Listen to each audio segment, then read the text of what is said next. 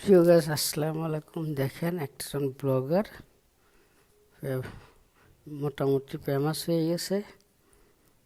আজকে সে টাকা তুললো, উদ্দেশ্য একটা, তার ব্লগের টাকা দিয়ে সে কিছু কিনে খাওয়াবে। তো আমি মোটামুটি রান্না বান্না পারি। আজকে আমি চিকেন চপ করলাম। কালকে ভিডিও দিছিলাম যে আমি চপটা রেডি করছি। সময়ের কারণে গতকালকে সেটা আমি সম্পূর্ণ করতে পারিনি।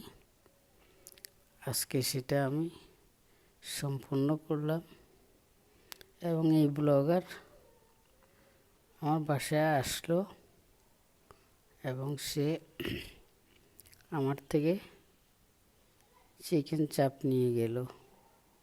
তার নাকি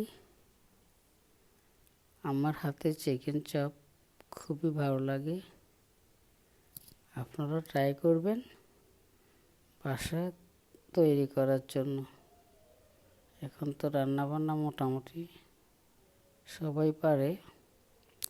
এখানে আর রেসিপিটুকু দেখালাম না। দেখতেছেন,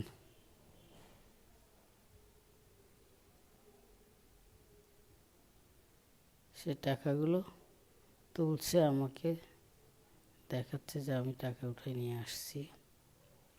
আজকে আপনার থেকে চপ নিব। আল্লাহ হাফেজ।